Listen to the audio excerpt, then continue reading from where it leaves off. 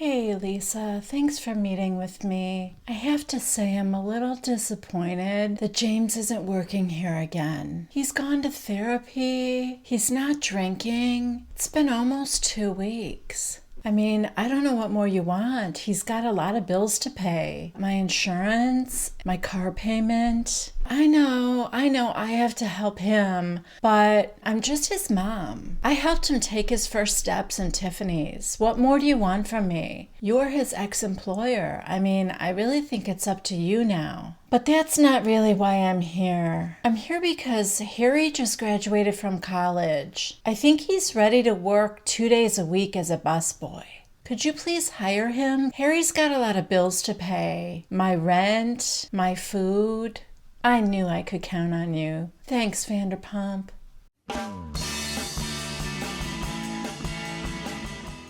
Hi everybody, it's me, Jill. Welcome to Jill Informed. This is the recap of Vanderpump Rules Season 7, Episode 11, The Return of Crazy Kristen. Yeah, we pick up right where we left off with Harry's interview at SUR, where Guillermo is just raking James over the coals.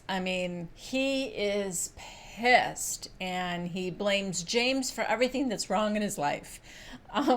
But he is going to give Harry a chance. Outside, James is excited for Harry and he tells him, I'm going to take you shopping for black jeans and working shoes. It's my treat. It's very cute. And honestly, the more I learn and witness about James's parents, the more my empathy grows for James.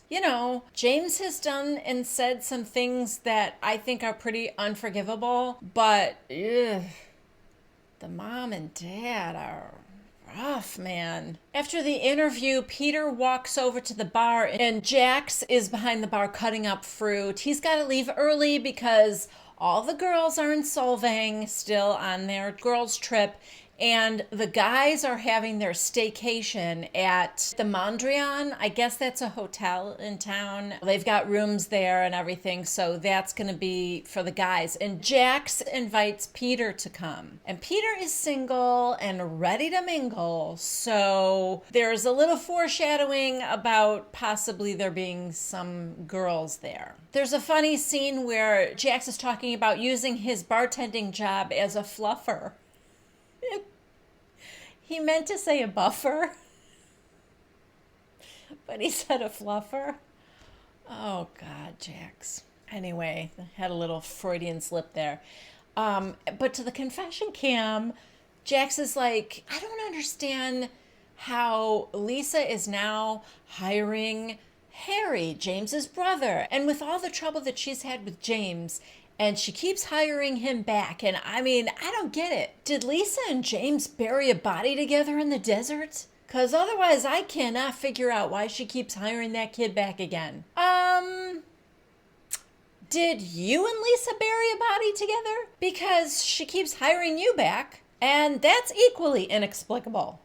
The whole episode, we kind of keep cutting back and forth between the girls' trip in Solvang and things happening in town and the boys' staycation. So we see in Solvang, Kristen's getting a little more and more just drunk, really. She has now picked some lavender out of a flower pot on the street and is eating it. Someone's like, don't put that in your mouth. And she's like, it's just lavender. Okay, let's say it is lavender. And let's say for a minute that it wasn't sprayed with some sort of pesticides. I still wouldn't put it in my mouth. Why do we need to eat street lavender? Then there's a scene where Brittany calls Jax and they're FaceTiming. And Kristen overhears Jax telling Brittany that James has been hired to DJ a party at Pump. And Kristen is just so mad. Why is Kristen that upset about James? She's more angry than Katie, who's kind of forgotten about the whole fat shaming thing. At least she seems to have gotten over it. Lala isn't that angry with James. Kristen is just like a dog with a bone. Oh, That's just a little Danielle reference. Stassi, Lala, everyone is really kind of trying to get her to calm down. To be fair, she's not going nuts. She is drinking a lot, and she does keep talking about it a lot, but it's not like she's become manic or anything. And it does appear to me that part of her anger seems to be toward Lisa Vanderpump for not forgiving her the way she seems to keep forgiving James. I honestly think that's, at least in part, why this bothers Kristen so much. Anyway, she kind of takes off. The others can't get her to come back, and then they are all going to dinner, and nobody has heard from her. Actually, did Brittany say that she left her phone? I feel like when Brittany got off the phone with Jax, she said something like, "Where's Kristen? Because I got her phone here." Right? Am I making that up? I don't know. Anyway, they haven't heard from her, and they are now all at this restaurant sitting and having dinner, and she does show up, though. The girls are trying to figure out why James working at Pump is bothering her so much, and all Kristen manages to say is that James is just a very bad person. Okay. I mean, you kind of all are, but I get it, I guess. We check in a little bit with Harry's first day at SUR, and he meets Lisa for the first time, and he's trying to tell her that he doesn't want to be judged by his brother, that, yeah, I think I've proven myself. And she said, "Well, when did you start?" And he said, "Today's my first day." And Lisa's like, "Well, you haven't proven yourself yet then, have you?" Now we see all the boys at the Mandrake, and they decide at the very last minute to invite James. Not to spend the night, but just to join them that evening. Back in Solvang at the dinner, Scheana is trying to fit in with the others by doing a shot. We get a flashback to when she didn't want to take a shot before, and so now she's fun Scheana. But Katie is still mean Katie. She said, "Scheana, can I ask you a question?" And Sheena's like, yeah. And she said, "So I heard you and Adam went to Bangtown." And Sheena's like, "Well, we hang out a lot." And then Stassi said, "Okay, listen, we're having this girls' trip so that we can try and bond with each other more. So I really feel like we should be open with each other." But, you know, Scheana is really being reserved because of the conversation she had with Lala before the trip, where Lala told her Stassi and Katie don't really want her to open up to them very much. So I kind of understand what Scheana was doing. Katie to the confession cam said that Sheena's relationship with Rob was just prime for making fun of. And she said, it's just that, like, Scheana used to say Rob's name like it was a symphony. And then, oh my God, Bravo does this hilarious montage of Scheana saying Rob's name to Beethoven's Fifth Symphony. It's hilarious. I mean, bravo to the editors on that one. Anyway, Scheana starts crying because I guess earlier she texted Katie and asked her to braid her hair, and Katie never even replied.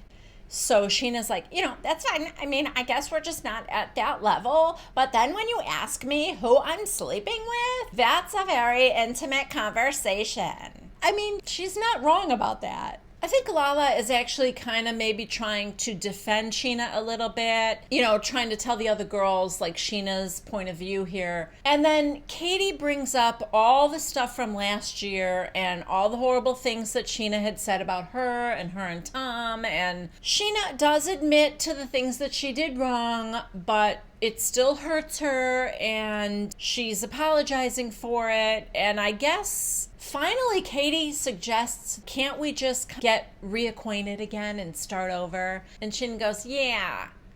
And Katie said, yeah, I mean, you don't have to tell me personal stuff. I mean, there's plenty of other stuff we can talk about. And then, there's laughter all around.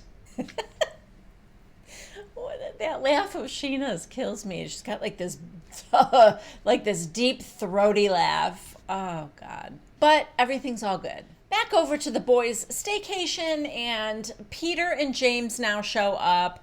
James is not drinking, which is good, but I don't know how he can be around all that alcohol. Because basically that's all the guys are doing is just pounding shots and having cocktails, and I don't know. It just seems like a dangerous environment to be in. As I said before, Peter's not dating anyone and he's looking for a girl.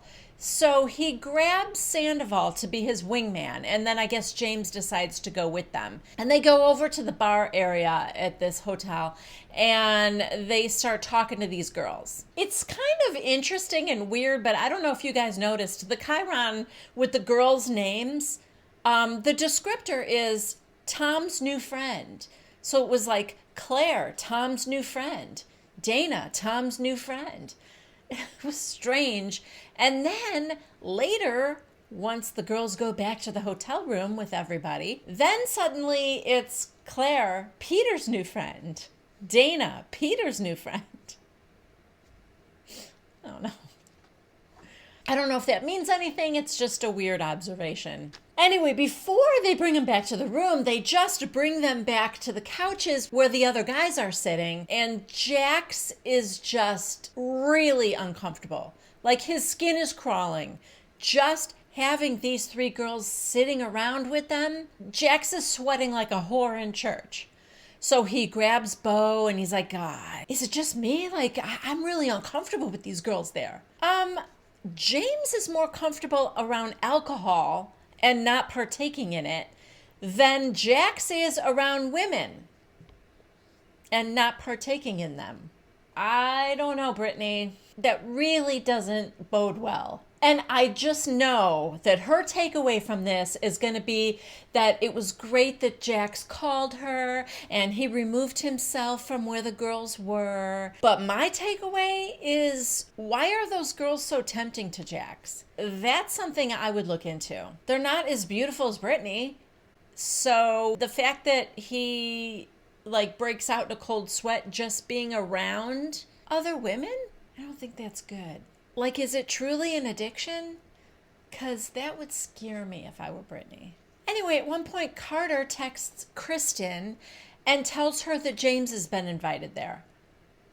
He had to know that that would trigger Kristen, so I'm really not sure why he said it at all. It's not like she could do anything about it. She's in Solvang. They're back at home, so I'm not sure what his motive was for that, but it really wasn't a good thing to do.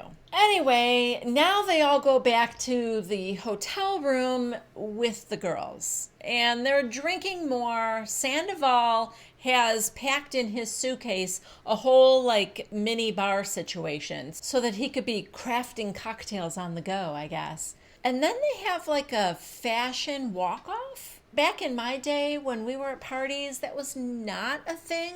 Especially would not have been a thing that the guys participated in, but yeah, so that happened.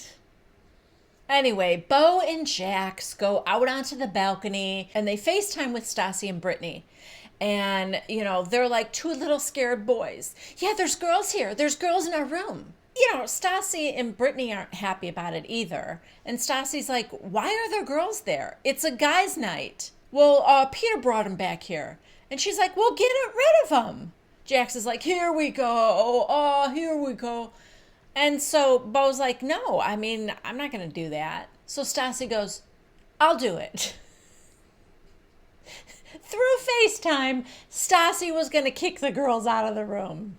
Anyway, the rest of the girls in Solvang, I think they're in the lobby of their hotel maybe. They're all pretty tipsy, at least, from the wine tasting and all their drinking. Kristen is probably the most drunk, but this whole episode is called The Return of Crazy Kristen, and I disagree. I don't think Crazy Kristen really came back. She wasn't picking a fight with the other girls. She wasn't getting super obnoxious. She wasn't throwing things. She didn't throw wine at anybody's face. She's been angry about James, and she's been kind of disappearing.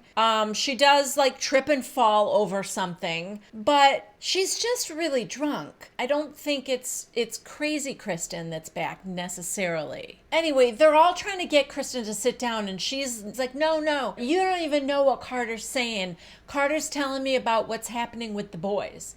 And Katie's like, what? What's happening with the boys? And she won't tell her. And then, I don't know, she leaves the room or something. So Katie calls Tom to kind of see what's happening there. So Tom does tell her that Peter invited these girls back to the room. Trust me, it's not what you think at all. I promise. Not even close. And Katie, who's actually kind of drunk herself, she's like, all right. Can you ask Carter what he texted Kristen? Tom goes, oh no, I'm scared. Please don't make me do that, Bubba. So she said, just put him on. I'll talk to him. So Tom hands the phone to Carter, and Katie's like, your girlfriend is being an embarrassment here. What did you say to her? What did you tell her? And he goes, nothing. So Katie's like, I mean, I could just look at the texts on her phone, or you could just tell me. Carter goes, you could look at the texts. I didn't say anything bad. Katie goes, I don't even know where she is right now, and I don't really feel like going and looking for her. And Carter goes, that's fine, I'll take care of it. Then he goes, so are you guys having fun? Katie goes, yeah, best time ever, bye. Click. She's so mean. So like I said, Kristen's outside somewhere. They don't know where she is. All the other girls are there, and now Stassi and Brittany come too. So they're all trying to figure out what is bothering Kristen so much about James. He's just working a party. It's not like Lisa hired him back, so no one can figure it out. Ariana's like, stop acting like James has so much power. I mean, we don't even really know what set her off. And then Katie says, I think Carter isn't good for her. And that just got the ball rolling for Stassi to open her mouth and say, this has nothing to do with her travel anxiety. Carter, he doesn't pay for anything.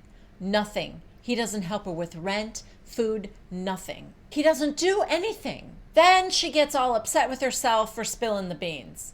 She's like, oh no, I shouldn't have, it wasn't my place. It wasn't my place to say this. It wasn't my place. And everyone's like, just sit down. To the confession cam, Stassi said, Kristen doesn't care that much about James. He's just a convenient excuse to mask what's going on with her and Carter. Yeah, so I guess there's trouble there, which I'm upset about because I thought he was good for her, you know? I thought he seemed normal and stable, and, you know, I feel really bad. So anyway, that is where this episode ends. Thank you guys so much for watching. Subscribe if you haven't already. Please give this video a thumbs up if you liked it. And don't forget to leave a comment down below. And I hope I see you next Monday at 1 p.m. Central Time for the next recap of Vanderpump Rules. Bye-bye.